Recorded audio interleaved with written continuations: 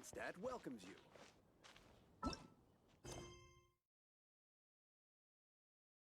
Huh? Is Fischl waiting for us? The time has finally come. Though it brings main Fräulein no joy to do so, there is something she must announce to the assembled populace. My loyal servants, one must bid you adieu till such time as I beckon you once more. Though we have faced many trials and tribulations together, you have all shown commendable courage in the course of duty. I feel a breeze now blows upon this place, and I feel that it blows in your honor. What? You're just gonna bail on us? With the arrival of this giant meteorite, many more people have succumbed to the slumber. Strong as the soldiers may be, they are struggling to cope, and there is demand for volunteers everywhere we turn. Main Fräulein and I shall tend to the victims on the soldiers' behalf. The rest of this investigation we place in your capable hands. Goodbye. You are a good listener. I enjoy chatting with you. To be honest, most of the other adventurers in the guild only ever talk to me when they want to hear Oz's reconnaissance reports. This little journey we had, it was a great adventure. I'm just sorry that it has to end so abruptly. Huh? You're talking a little weirder than you normally do. Oh, yikes! What am I doing? I totally broke form! What main Fräulein means to say is that the mystical mysteries that vex and perplex are bound to be effortlessly extinguished by the advent of your commendable courage and wondrous wisdom. And now Oz's translation is the one that sounds all kooky.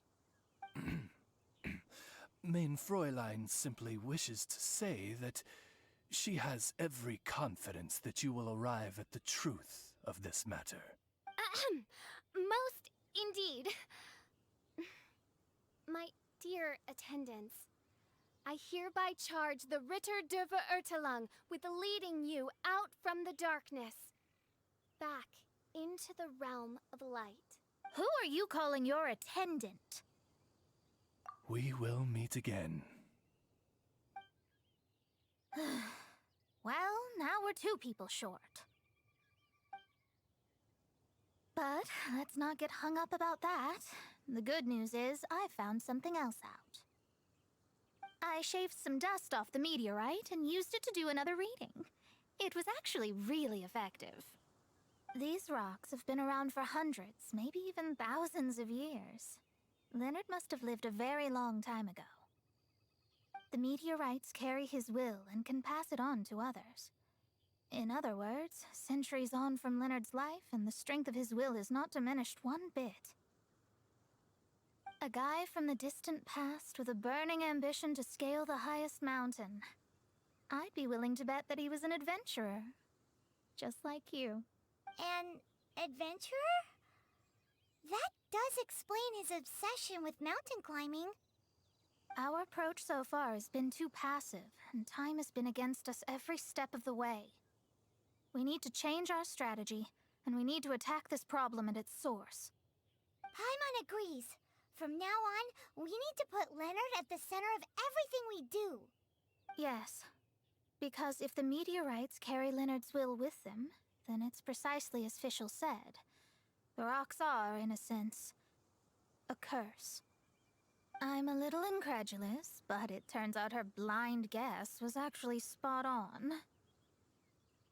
No, I'm a respectable astrologist, and I shouldn't stoop to that kind of criticism. Anyway, all we need to do now is remove the curse. Okie dokie. Since we've got a historical adventurer on our hands, Paimon thinks we should pay a visit to the Adventurers Guild.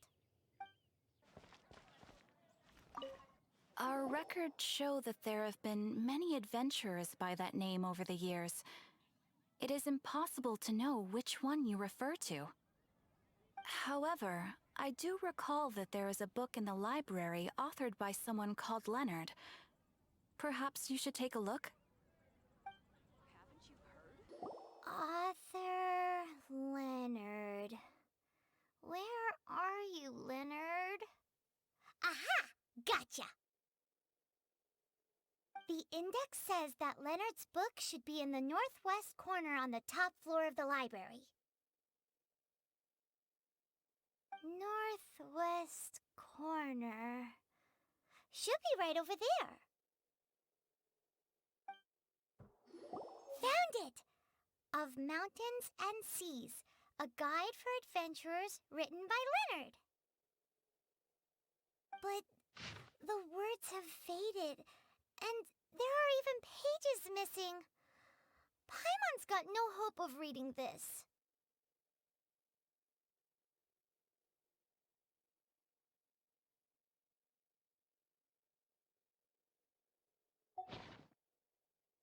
Darn. Maybe we're just wasting our time on this one. Oh, right! Yeah, Mona! She might have a better idea.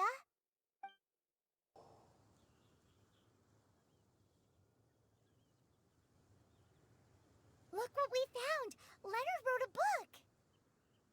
Ooh, let me see.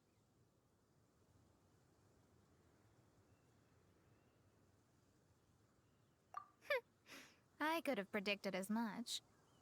Your average astrologist would definitely give up at this point. But I am Mona, progenitor of the future of astrology. Nothing can stand in my way. I simply need to deduce the missing portions with my astrolabe, write them in, and then decipher the text. Finished at last. So what does it say? Just as I thought. Leonard was an adventurer who lived 2,000 years ago. His lifelong dream was to reach the summit of a mountain called Pylos Peak. 2,000 years? So the constellation that caused the meteorites is from 2,000 years ago? Somehow, for some reason, this constellation was summoned down from the sky.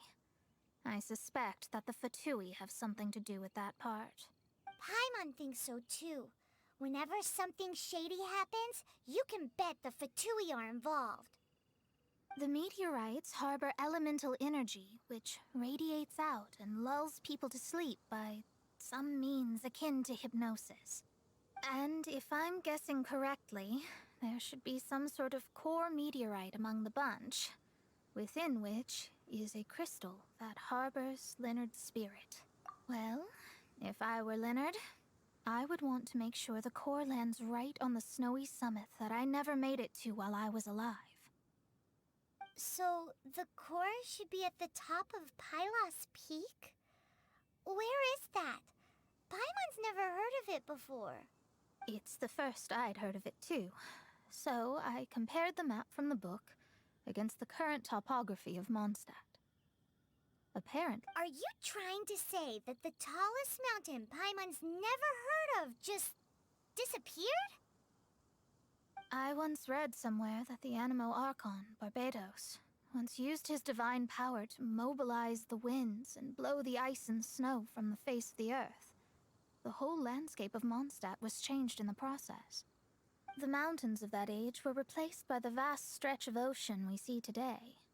Still, a mountain that high, drop it into the ocean and it'll still leave a trace. The summit still reaches just above the water's surface, so the place known as Pylos Peak in Leonard's day is today known as Musk Reef. Oh, so this is Pylos Peak. Not much to show for itself now, eh?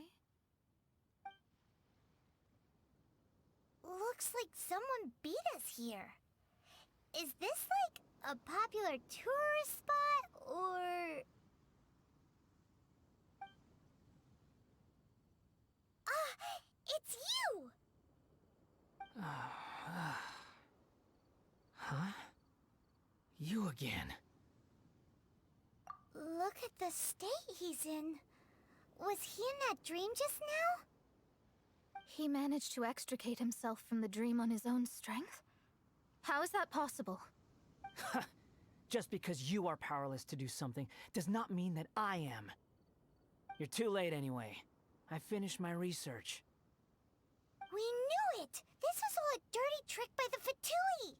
Save it! No more fun and games for me today. I'll come for you when I'm good and ready. You entered the dream they've all been having, didn't you?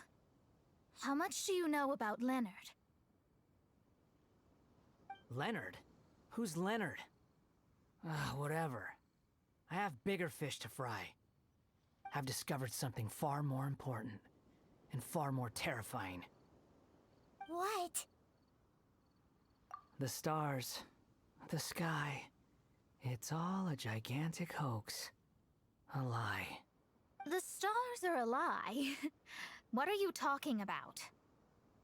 Is this some kind of astrological debate between you and Mona? Because if so, surely you can come up with a better argument than the stars are a lie.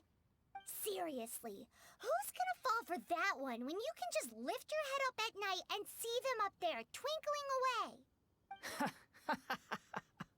Oh, you are so naive, it kills me. Still, can't really blame you. After all, I used to believe the same thing myself. Up until a few moments ago, that is. A few moments ago? You mean... Look, I really don't have the time to do this right now. What was the Jester thinking? He must have had some inkling of what we might discover on this mission. Would it really have been so difficult to give me a little forewarning? Or maybe he just wanted to give me a fright. Time for me to go out and find the truth. So long, suckers. Oh, can you believe that guy? He calls us suckers and then he just trots off. No one disrespects me. No one! Ugh! Time to show them what you get when you cross world-class genius with pure, unadulterated rage.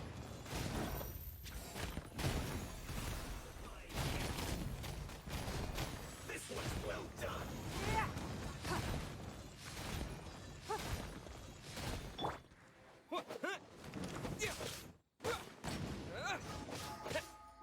Roasted and fried.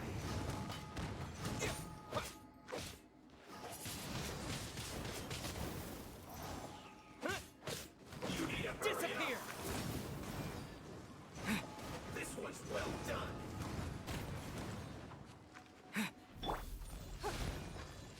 It's nothing.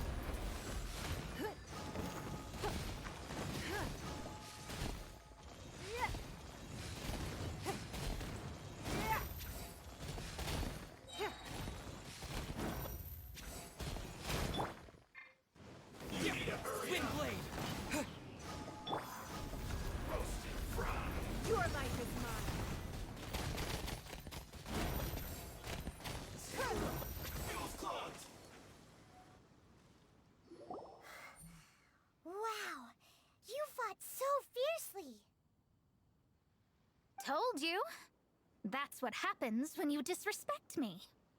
You bet I am. Paimon, you agree too, right? Did I show those Fatui who's boss or what? Sure did. Without you here, those guys would have caused us a whole lot more trouble. See? How do you like that, Harbinger? Scumbag.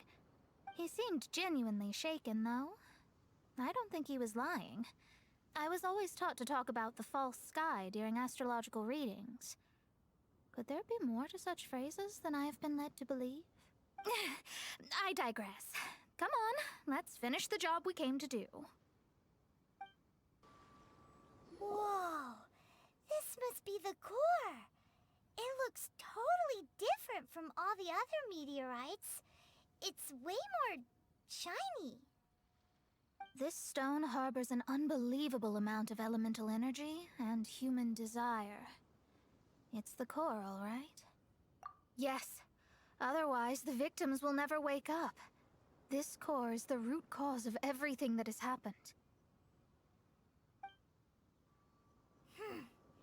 Do it!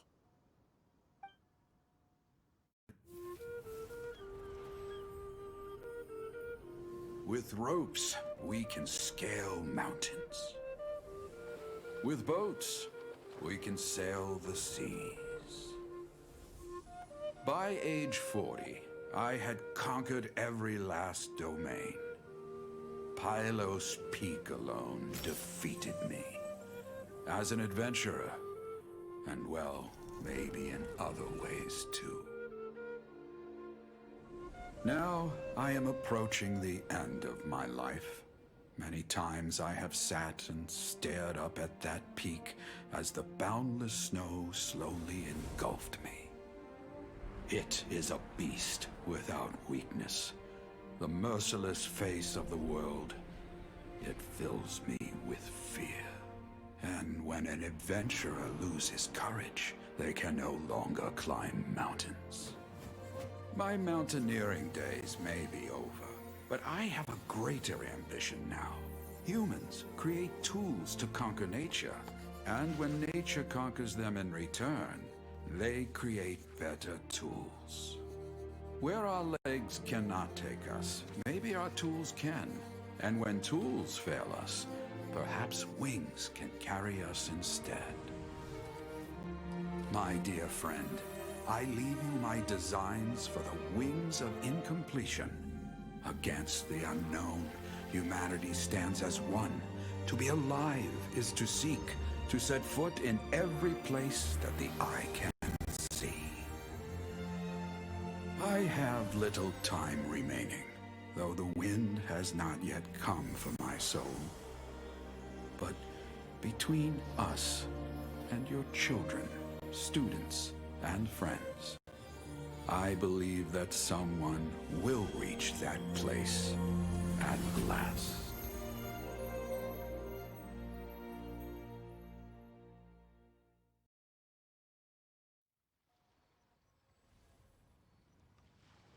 Wow.